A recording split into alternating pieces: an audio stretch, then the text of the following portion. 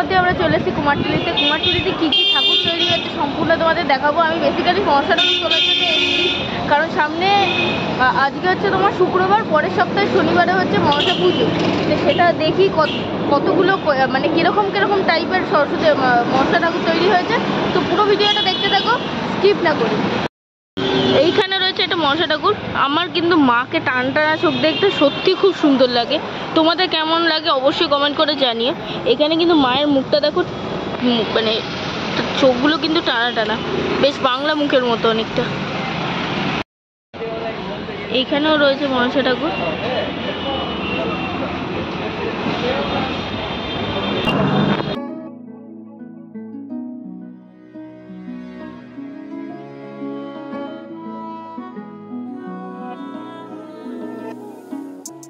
অনেকগুলোই কিন্তু মনসা ঠাকুর তৈরি হয়েছে। যেই রাস্তার উপরে যেই স্টুডিওটা পড়ে সেই স্টুডিওটা, ওখানে কিন্তু একটা শিলাবালি তৈরি হচ্ছে। আর এখানেও রয়েছে দেখো কিন্তু কালী ঠাকুর রয়েছে।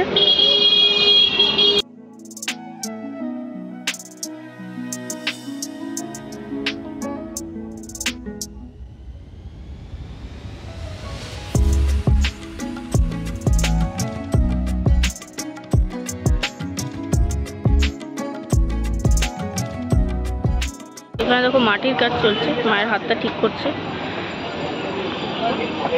আর এখানে কিন্তু ঘটের ওপর মা বসে আছে, মায়ের মুখটা রয়েছে, আর ওপরে চারিদিকে স্নেক।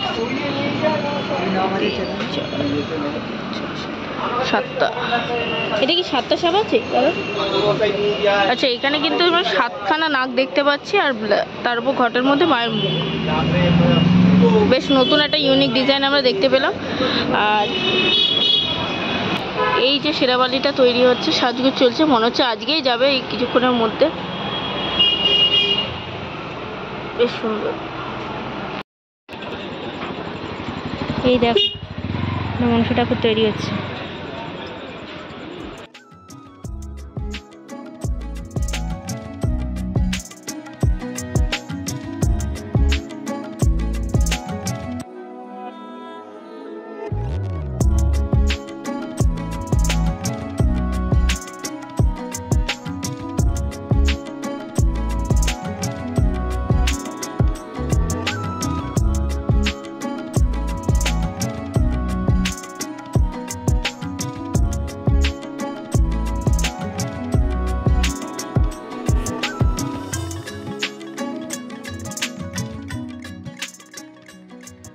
মানে এই ভিডিওটাই শুধুমাত্র মনসা ঠাকুরই দেবো, বাট এত সুন্দর গণেশ, এত ছোট্ট কিউটেস্ট গণেশ দেখে আমরাও পারলাম না থাকতে। তা তোমরা দেখে না এক ঝলক।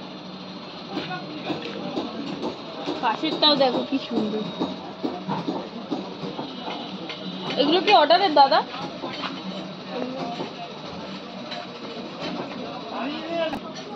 দেখো এখানে একটা মনসা ঠাকুর রয়েছে।